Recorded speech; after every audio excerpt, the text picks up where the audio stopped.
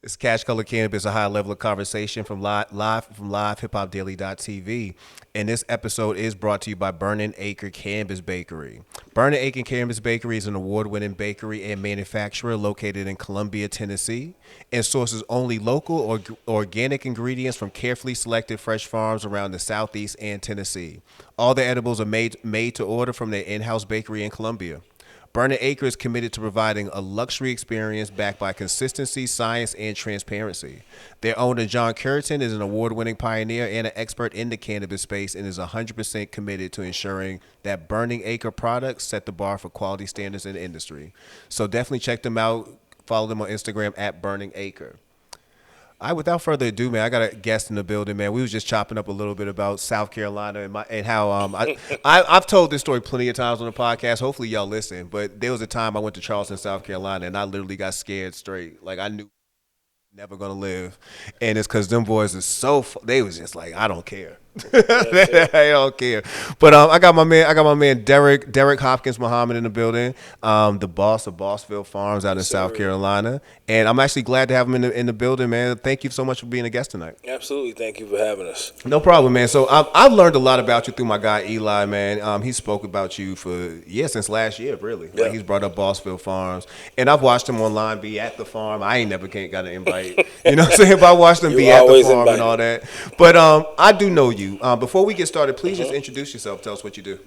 My name is CEO and president of Bossfield Farms, and we are a hemp farm. We grow cannabis for both CBD and fiber. Okay. Okay. So that's what's up, man. So what were you doing prior to doing Bossfield Farm? Man, I've done so many things. It's tough to go through the whole list, but prior to that, I was actually teaching math at a high school in Dallas. What? Yes, geometry and calculus, actually. No, and that's funny because we were actually speaking a little while ago, and you was telling me about a whole nother field you was working in. So I was expecting to hear that. I didn't know that you ended up being a teacher. Like at first, you was in tech. Yeah, so I actually have worked in education for a lot of years, both in under younger people and adults. I've taught for probably 25 years. When I first graduated from college, I taught for a few years, and then left the industry and moved around quite a bit. And when I say taught, like I've taught in the tech industry, I've taught a lot on building networks and things of that nature. And math is just second nature to me, kind of. I was a great math student in high school, and one of my biggest influences was my high school math teacher. So I kind of did that for him, but my last stint in education, I was really, I hate to say this, it was really like a placeholder for me at the time, just kind of something to do. I'm good at it, so I don't mind doing it, but it was just something to do while I really worked on the business plan for Bossfield Farms. My mind's still blown about the math part because I'm pretty sure almost every black person in the room said, I hate math. Yeah, I hear that. I've heard that a million times. Yeah, I feel like we've been scared to not want to learn math. Yeah. I think we just don't understand that it's in everything that we do. Yeah, it's the one thing that one thing that they probably teach you in high school that you will take with you seriously. I mean that in English, like you will literally take with you. Absolutely. Yeah, man. I mean, you might not be sitting around doing like algebra all day, but you definitely gonna need basic math. Yeah, it just helps you think properly, think in a logical form, fashion. That's all. Yeah, man. Yeah, that's all we want to do. That's once you get the add, subtraction, multiplication, and division down, everything else is easy. So I know you mentioned that your last stint was a placeholder more than anything. But did you enjoy teaching? I did. I very much so enjoy inspiring young people, and that's our future. And I know we say that quite a bit, but we have to inspire them to go past where we are right now, and to really look into the future, and not just getting a good job and working someplace, but really look into the future and then figure out how we can actually change the world and get our people out of the condition that we're in throughout the United States and the world. Oh man, you talk about I had aspirations of being a teacher, but I started working when I was at John C. Smith. one of my part-time jobs was working at the YMCA. So I had the little kids. We had all the way up to the 13-year-olds. That did it for me. I was like, I don't know if I could do this. Because the little kids, man, they're so easy to control. Yeah. It's when you get to the 13-year-olds that they want to try you. Yeah. Like I told my wife at one time, I actually did threaten one of them kids. I hopefully you're old enough to let that go. But, like they run you hot, man. I'm like, definitely, bro, he said, I'll tell my grandma. I said, nigga, tell her. Tell her I did it. Yeah, indeed. I mean, sometimes that's the case. You have to, stand up to them and let them know I'm an adult and I'm trying to help you. I'm not here to hurt you at all. Yeah, man. And then also, we've been brainwashed by movies, man. Too many people think TV. You go to school, you're gonna get like a Dangerous Minds experience or something like that. Like all our teachers ain't like that, though. Right. Some people just come to actually do their job and go home. Yeah. So that's what's up, man. So you started off in the education field, but I know that we talking about Bossfield Farms tonight, and agriculture actually runs in your blood as well. Absolutely. Yep. Yeah. So my family's been in the logging business for 70 years. All right. So when you first said logging, you should have seen me and her. We was doing the the whole rolling log thing. Yeah, we never do that in the South. Oh, okay. Yeah, we don't do that at all. That's some hillbilly stuff they do up in the But can you do it? That's you can do that, but I've never seen anybody do it. Not in South Carolina, at least. But your grandfather started a logging company, right? Yeah. My grandfather started a logging company back in the 40s, and we still have logging going on in our family today. A black man started a logging company in the 40s in South Carolina. Like, if you say all that together at one time. Yes, think about that. Something serious. I know he done seen some things. Absolutely. My mother integrated a high school that I graduated from. Buddy. Her locker was bombed. She was spit on. This is not something I read in a book. Yeah. From my mom's mouth to my ear. Yeah. So, I have a full range of understanding of this culture that we, that's down there that we have to supplant. Bro, I'm blessed to have my mother and father were able to speak to me a lot about just realities of the South. Like my father's from North Carolina, my mom's from Alabama, and my mom's family, there's a hop, skip, and a jump from sharecropping. Yeah. Like they were really proud about owning land and not being a sharecropper. You know what I mean? Like it's almost like if you have conversations with people it wasn't that long ago. Like if you have conversation with older people, they'll tell you what life really was. You don't have to always Google stuff. Indeed. I was blessed. My grandfather, my father died when I was 9, so I spent a lot of time with my grandfather. And owning businesses and owning land. My grandfather was able to amass about 5,000 acres of land before he passed away. And then over the years, it kind of dwindled down. We're down to about 2,000 acres of land now, various parcels and farmland and timber and houses and things of that nature. But, he understood what generational wealth meant. And one of the things he used to tell me all the time, he spoke to me, he's like, when you get in charge, don't you sell the land here. Don't you sell the land, boy. Don't you, he told me that over and over and over again. My God, I feel like my mom and my cousins are all watching this. Because my mother is part of a farm. Her and my aunts now in Alabama. And that's like the thing, don't you ever sell this farm. And me and my cousins like, but we can grow weed. You know what I'm saying? We can grow weed. There's so many acres and we can be growing weed. But yeah, I feel you on that. Yeah, it's a thing, man. Generational wealth. And you was blessed to be around that early. Right. And he and my mom were able to set up, paperwork and make sure things were in place. And, for a black man really to own land in South Carolina at all is a real major task, It's a major task right this second. Right. And still in 20, we've had land in our family now for over 60 years. Yeah. That we've owned, some of it 70 years actually.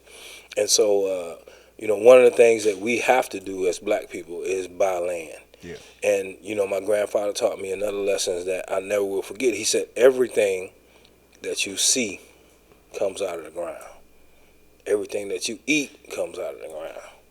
Everything that we make, these clothes that we wear, these shoes that we have on, this plastic that I have right here, these books on the table, all of this comes out of the ground. Yeah. And we can never forget that. This building is built from materials that come out the earth. And they come out in raw form, but without owning some earth, you have nothing. Yeah, yeah. As my mama say, back then it was a sign of respect. He was an Absolutely. owner. Yeah. Yeah, he was an owner, especially Yeah. in the time that he was in. Yeah. So you grew up around that kind of environment. Did you learn? Were you learning agriculture that early, as far as just like how to grow your own things and? Well, grew trees mostly, Yeah. and the farmland that we have, we pretty much rented it out to other farmers to actually grow stuff on. I got involved in farming on the West Coast. Actually, I Oh, started okay. to study cannabis, and He said, "I got that way."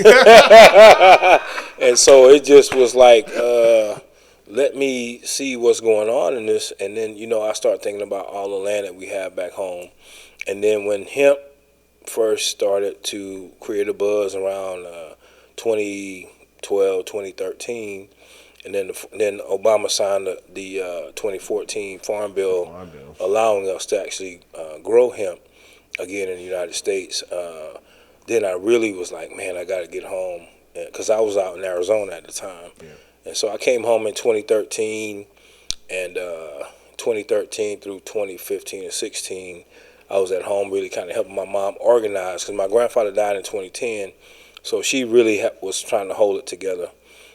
She did a wonderful job, and when I got home, we got everything organized, and then we actually lost her in 2018. Sorry to hear that. And so I moved back home and started the farm, and we've been doing it ever since. That's what up, man. Yeah. So Bossfield Farms going hard since 2018, and this is a family-run business. Yes, absolutely. My children are involved. My wife is involved.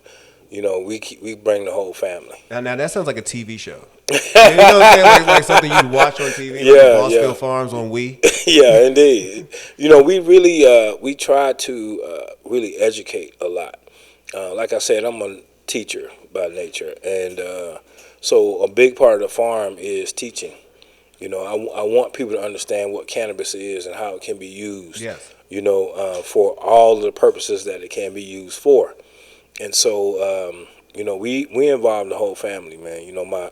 My daughters do our TikTok, and we have, I've never done a TikTok in my life. I don't think. No, I'll take that back. I was about to say, they ain't talking I to did the do a TikTok in my classroom a couple times with my students. Okay. But I have never done anything for the farm. You gotta talk to Eli, man. Yeah. He ain't done a TikTok yet, man. How he beat you to TikTok, bro? Come on, E. But we making a family affair. Yeah. One thing that I've learned, I travel to a lot of farms, and a lot of white-owned farms who, we build relationships with people, so that we can, kind of learn from them. They learn from us, and just doing. And everyone that I go to, they have all their family members involved. It's not taboo in their culture. A lot of the farmers that I've met, everybody is involved, and just like us.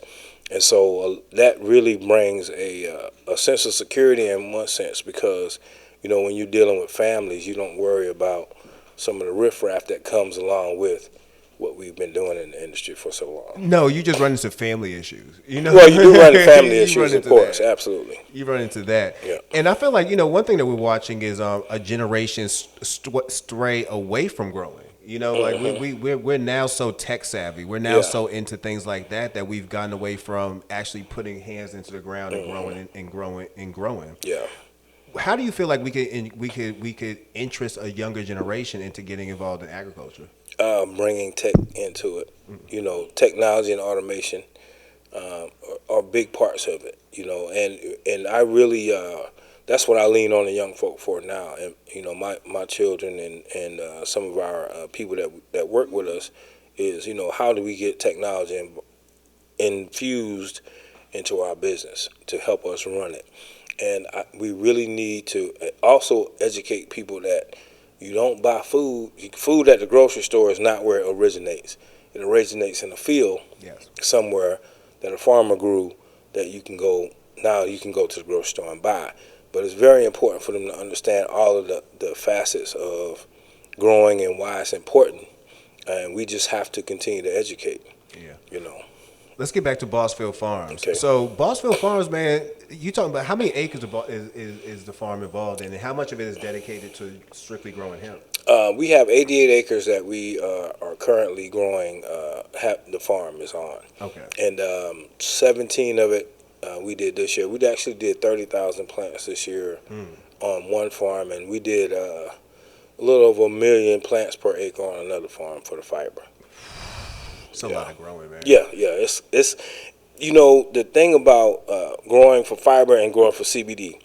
I want to talk about that a little bit. Yeah, I was going to branch off, but you can jump me. Oh, you mind? No, Well, you got it. I was going to say that because, it's two different processes. Yeah. The process for growing fiber is super easy. You just kind of throw some fertilizer out, throw some seeds in the ground, and hopefully it rains in a couple of days. Or you plan ahead, rains, and those plants just kind of shoot up, man. They take off. Growing for CBD, of course, it's just like growing cannabis in an indoor situation or outdoor situation, but you have to give it the nutrients that it needs if you want to produce the best flower, because that's what you're going for. CBD or CBG or some of the cannabinoid that you want to focus on. That takes quite a bit of work, but the fiber side is much easier. Yeah, and I was going to transition to that because the amount of plants that you're growing aren't solely for our consumption. Like, it's not for us smoking or anything like that. You also go into the other things that hemp can bring you. You're talking about like you have brought some samples over for us. Right. So these samples that I bought are fiber. This particular plant that this comes from, this strain, it grew 20 feet tall in 90 days. He saw it from when it was less than an inch, and he saw it when it was 20 feet tall in 90 days. And what this does is we're able to make clothing, material, shoes, any type of thread. We can make sheets out of this. We can make paper. And it's very, very soft. And, most people have never seen it in this form, but this is literally the stalk of a hemp plant. The long stalk. I grew this on my farm, and you can pull it. You can take this now to any yarn weaving place or whatever, and they can card it and make material out of this. And so this is one product that comes from the fiber. Another product that comes from the fiber. These are a little longer fibers, a little bit more coarse, but these can be used for rope and things of that nature. This part of the plant is fiber with some mix of some hurd in it, and hurd is just the internal core, woody core part of the plant. Okay. But this is used for insulation. Looks like hay. It looks like hay. Feels kind of like hay too. Yeah. But that can be used for insulation, for housing and things of that nature as well. And then this woody core stuff that I won't take out of the bag because it'll be everywhere. This is used to make hempcrete, just like concrete, concrete, and it's load bearing and the whole nine. One thing about hemp, building homes with hemp especially, is that they are thermo. I forget the whole term, but you don't have to use artificial heating and cooling. Oh. So have you? I'm pretty sure you thought about this. Have you thought about getting getting on the wave of actually building houses strictly using products made from your farm? Absolutely. Okay. Yep. Working with a builder now, we're actually going to build a spec house that the hemp house. Yeah, hemp house. It's going to be like a little office security place. Yeah. And we're going to use the hemp that we grew this year to actually make the hempcrete to build that. So we're doing quite a few things. One thing that in logging, we never owned a mill. My grandfather always wanted to own a mill, and so one of my biggest goals right now is opening a processing plant for hemp fiber. Okay. And that's essentially the mill. So what I want to do is be able to produce these products for end users, for anybody that wants to buy them. If you want to make clothes, I want to supply you with the hemp to make clothes. If you want to build houses, I want to supply you with the fiber. So yeah, that's what Bossfield is focused on right now. Brilliant idea. I often say that certain words need better publicists. Yes. Certain phrases need better publicists. Like black on black crime is very popular, But white on white crime is massive. Yes. Like white on white crime is so big they make TV networks about it. Like Right. ID channel is Right. white on white crime 24 hours a day. No one ever says white on white crime. Right. Black on black crime for some reason has a super dope publicist. You know what I'm saying? Like they've been running for decades with the term black on black crime. Yep. And I feel like the same deal's going on right now in cannabis. Yeah. Where cannabis itself has an amazing publicist, like award winning. Like they've been doing their gig for decades now. But for some reason, the hemp publicist is just like chilling. like nobody is really pushing the fact that hemp goes way past, like you mentioned, like the consumption part, and it goes into all the many other things we can do, and we never really get into it from a real, like, let's sit down and really bang this conversation out. You're about to build a house. Yes. You know what I'm saying? Based off hemp in the same farm that you also growing stuff that we can also smoke. Yeah, exactly. Yeah, that's a conversation to have. Yeah, definitely. Some of that stuff being this hemp like lotion. Well, that would be more of a oil or some seeds that are pressed, and they would put that in there. Some of that could be an extract as well, like from a CBD plant of some sort. But you know, the reason why people don't talk about it, or reason why hemp doesn't get the publicity that it deserves, is because nobody has done this since 1930. Yeah, you know what? When we talk about the war on drugs, the war on hemp was serious too. Serious. It was the same. It fell right in that, you know. Thing, man. Like they really almost came. They came for that because they know how much that can erase other things. Right. Henry Anslinger, who was the first, who was J. Edgar Hoover's predecessor, was really the one that started the Reefer Madness campaigns. And then, of course, you know, in 1970, when Ford or Nixon, one of those beasts, presidents, signed into law. No, you good. You can say you know, when he signed that made it a Schedule I drug. You talking about Nixon? Nixon. Yeah. When Nixon. he made it a Schedule I drug in the 70s, that really knocked hemp all the way down. And then, you know, so nobody's done any of this in the last 100 years. Oh my gosh, I did an interview with Andrew James this weekend. I can almost hear Andrew James yelling out, "It's all based in racism." It is. It's all based in racism. It definitely is, you know. And, you know, at one point, you had to grow hemp in the United States to pay taxes. They made you grow hemp. If you own farmland, you had to grow hemp. Yeah. And so now, you know, we're getting back to some of those things.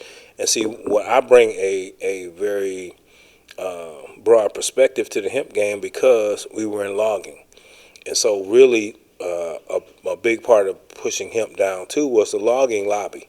So the business that we benefited off of for 70 years, it was one of the lobbyists for logging really helped to get hemp put on that schedule. They didn't want to lose the land.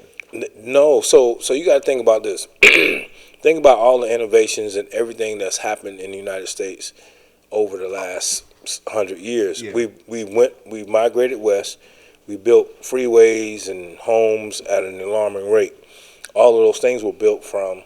You had to move trees to build the highways and roads and things of that nature. So all of those things went into some type of use. Now, you know, once the climate change has started and you're taking trees out of the atmosphere, flooding happens, you know, we get a freezing cold blizzard that comes through Atlanta and shuts Atlanta down. But, you know, all those things are due to climate change. And hemp has the potential to really change where we are right now as far as climate goes in the United States and in the world, because it sequesters carbon out of the atmosphere, which is a whole nother subject that we can get into, carbon sequestration. But it helps us to keep trees in the ground.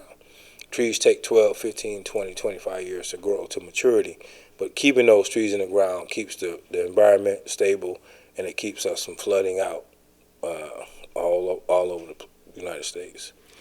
Yeah, man. When I was a kid, what was it Planet Earth? Captain Planet? Captain Planet used to tell us that all the time. Yeah. Got to keep the trees, man. Protect the trees, man. Yeah. It's very serious, you know, and hemp has the potential and the ability to really help change the world. You know, the cars now, you know, like the i3 is 17% hemp, the BMW. The door panels, the floorboards, the engine panels is all made from hemp fibers. hemp needs a better publicist. It does. Yeah, man, we Yeah. need to find hemp a better publicist. Yeah. We need to go ahead and go on Craigslist or something. Just put an ad Yeah. out. And you know, right now we're importing what you see here. We're importing from Europe and Asia, and it's very, very expensive. So to have a United States producer to be able to produce something like this is major, you know. And for a black farmer, I can almost guarantee you I'm the only black farmer in the state of South Carolina that did this. When the state came to check my crops, you know, they come in and test for THC levels. They had never seen it. They all over the state. They was like, we've never seen anything like this. These tall, and seriously, it's like a forest, and it's unbelievable. Ask E. He's seen it with his own eyes. Okay, so I'm gonna have to go see with my own eyes, man. Yeah, you definitely got to come down and check us out. You know, the thing about this plant, man, is it can do everything for us: food, clothing, shelter, everything that we need. This plant has. This is the God plant. We got to understand that it's very, very serious, you know. And we use it for medicinal purposes. And you know, every morning I have coffee and cannabis. That's how I start my day. And I don't necessarily smoke CBD.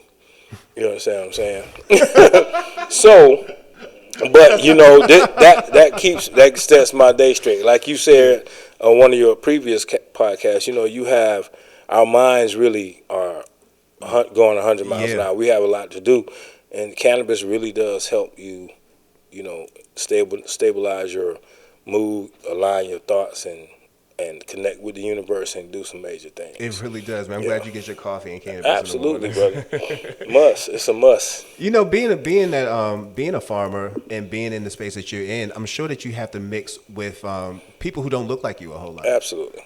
What's it like doing business times. again with white farmers, and how open are white farmers to working with a black farmer? Not very open in the beginning, but once they see that you're serious and you can show them that you know, you're serious about what you're doing as well, you know, because a lot of them, they, you know, I have a guy out of North Carolina that I deal with on consistent basis, and him and his wife and his family, they never had any interaction with black people. I'm not shocked. You know, like, I thought that was crazy. I lived in North Carolina. I was like, I'm not shocked. Am I the only person? I moved from Boston, Massachusetts, and people keep asking me what was it like to live in a racist city, and I'm like, well, I also lived in the South. What's it like for y'all? Right. Like, do y'all notice? It's like there's white people who've never met y'all. Yeah, serious. And so breaking down those barriers as well. Like, you know, I'm a businessman. I'm a family man. I'm a husband. I have children. You know, I have grandchildren. So, you know, I think sometimes that doesn't click in their brains that, you know, who we are because of how that image of us that is put out, you know, throughout the world on social media and television and things of that nature. So, you know, it sometimes it's difficult, you know, but once they find out that you're just as serious as them about what you're doing, you know, they kind of come around. And then, you know, being a landowner, that's something else that I taught It's a real flex. You know what I'm saying? That's a flex for real. You know, and because most times when I talk to anybody, we own more land than you. Yo, you know what I mean? My mom's ain't never told a lie. When you in the South, and you say you own something, when you say you own something, period, as a black person, that's a level of respect that is now given to you that I guess you didn't necessarily just have before. Yeah. But the minute you say I own this, it's now we have a different conversation. Right. Absolutely. And you know, being able to help other black landowners understand that you own land, you own real estate. That's the only thing we got. Everything else comes from that. Everything else is a byproduct of owning land. Yeah. Water is a byproduct of you owning some land that you can drink, drill down in the dirt, and pump that out of the ground. Without that, somebody could starve you to death, thirst you to death. I watched a YouTube clip of you and your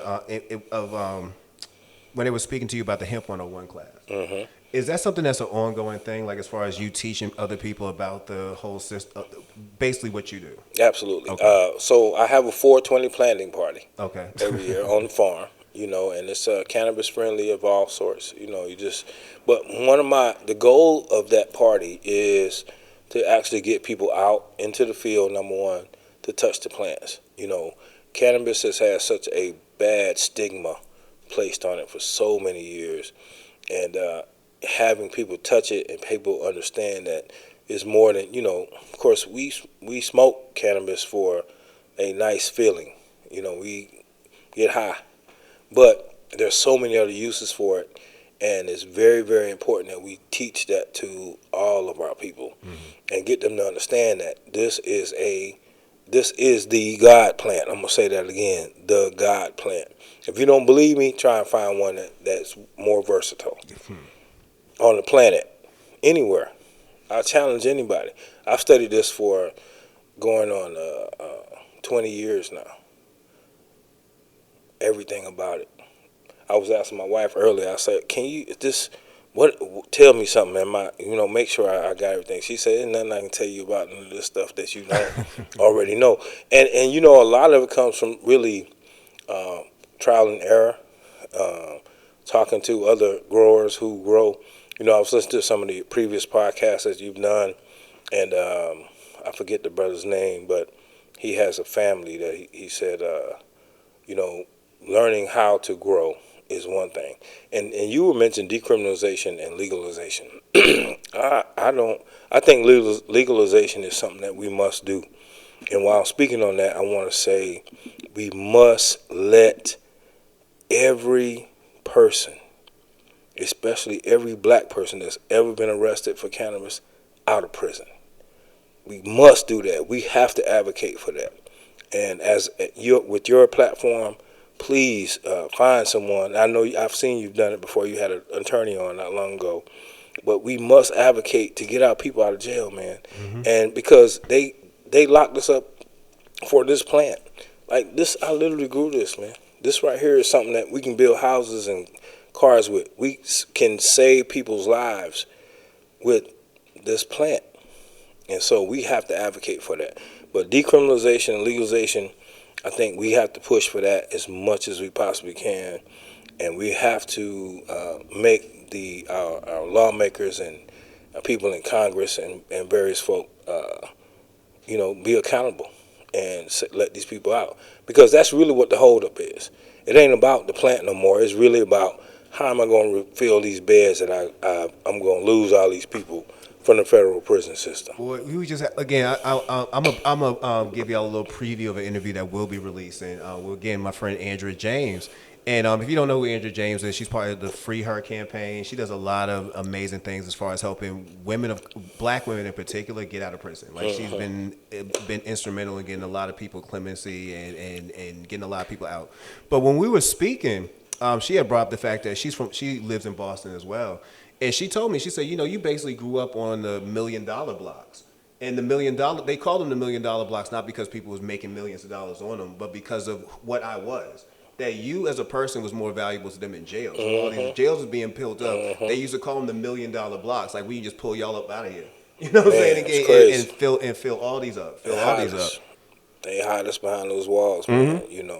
They've hid so many brilliant minds behind those walls, and we got to advocate to get them out of there. Yeah. Definitely. Yeah, man. Well, you're doing an amazing job with representing something that I feel like should be put on a higher pedestal, which is a black farmer who's not just growing weed, but we growing a lot of stuff based off this one plant over here. Yep. And I think that it's amazing that you're doing that, man. What do you feel like is the future for Bossfield Farms, though? I know it's a family built business. Like, where do you see the next generation taking Bossfield Farms? Oh man, I think that we're going to be the premier provider for hemp products and cannabis products in the United States and the world. That's the goal. We want to be that stamp. When you think of Tide, or you think of any major brand, Kellogg's, Ford, think Bossfield Farms. Bossfield Farms. Because every vehicle that's going to be made is going to be made from hemp fibers coming up. I want Bossfield Farms to be supplying those and processing that hemp. That's the key. and so we're going to be a major provider for that. And not only hemp products, but as cannabis becomes legal, we want to be a supplier of all cannabis. We want to have our own flower line as well. We want to have our own extracts. Then that was my next question. If we were ever going to see Bossfield Farms also branch off into cannabis. So you said yeah, we are. absolutely. Yeah, we're doing studies now in our legal states, with some other partners that we have that we can grow in right now. So Bossfield is coming. That's a secret I'm letting out of the bag tonight. You heard it here first. Bossfield will have a cannabis flower line coming out soon. All right, well, put me on, man. When it's ready, definitely come have a taste test of CashColorCannabis. We'll Absolutely. bring some people out for you. Definitely. We'll bring Can't some wait. folks out for you, man. Well, I'm definitely amazed. I'm super proud to have these conversations with you, and I think there's so much more that we could even break down if we had even more time. Because I think that we need to speak about how to actually we can do it now. How do we bring more people into farming? I think that we just have to continue to beat the drum. I think farming has gotten a bad rap, especially amongst young black people.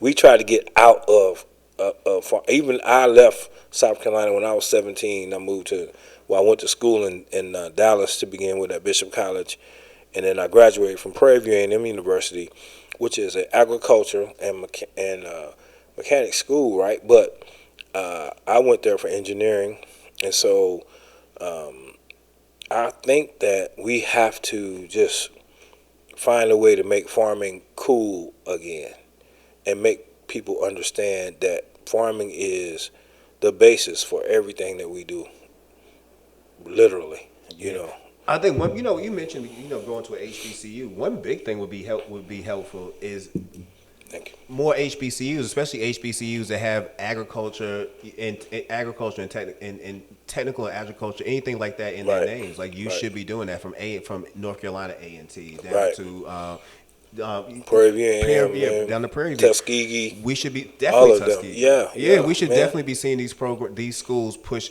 cannabis and hemp programs as part of their agricultural program. Yes, indeed. Yeah. And that's a definite push. And we were actually working with some universities. I did the part of this study I did because I formed a partnership with Clemson University. Okay. And I got the seeds and things of that nature. And so it's I think that as we continue to this becomes more popular, people like myself, people like yourself, going to the colleges or being invited to these colleges or putting ourselves on their radars, like, look, we need to have serious conversations about what cannabis can bring to the campus besides, people getting high, so to speak. But that's an important part of it. But, I think that we really need to have these conversations so they can understand what this plant really can do. I believe you, man. Yeah. Bossfield Farms. The boss in the building tonight. Yes, sir. Thank Derrick, you for I having appreciate me. you for coming Thank you, through. brother. Thank you for having me, for sure. If somebody wanted to follow you on Instagram or follow you on social media, or just wanted to learn more about Bossfield Farms, how could they? Go to our website, bossfieldfarms.com, and from there, sign up for our mailing list. Click on the icons at the bottom of the page, and go to we're at Bossfield Farms on Instagram, at Bossfield Farms on Facebook, at Bossfield Farms on Twitter, and what's the TikTok? At Bossfield Farms on TikTok. He's at Bossfield Farms TikTok, all right? Definitely. Shout out to I want to give a shout out to Mandy. She's our social media and web lady. She does such a fantastic job. The reason why we're kind of here is because she mentioned you. She saw you and she was like, "We got to get on CashColorCannabis." Right. So that was huge for us, So thank you. Yeah. Big shout out to Mandy on that. I appreciate it. Yeah. And so I want to say one more quick thing. I want to give a big shout out to E from Big Bow's Paws because me and E met on what's that thing called? What's that, E? Clubhouse. Literally, this is crazy. I got to tell the story because I think it's vital. I woke up one morning. I was at the farm, and my phone dinged for Clubhouse. I clicked on it, which I never do because I got so much going on. Clicked on that. E was on there, and they invited me to say something, and E and I connected on there, and then he was like, "Man, I really want to come to the forum." We gave our information on social media. E came down and saw everything that was going on, invited me to Big Bowls, and now I'm here with you. I appreciate that. Just off that one little click of the button. That's what's up. And Cash Color Cannabis in no way supports Big Bowls Bars. In no way supports no way at all. Cereal consumption at all. Nah, I'm playing. Definitely go check out Big Bowls Bars. But thank you, brother. I appreciate you. You're doing a great job, man. I really do appreciate you. Your podcasts are very informative, and the variety of people that you speak to, I think, is important that we talk to that whole group because that conversation needs to happen.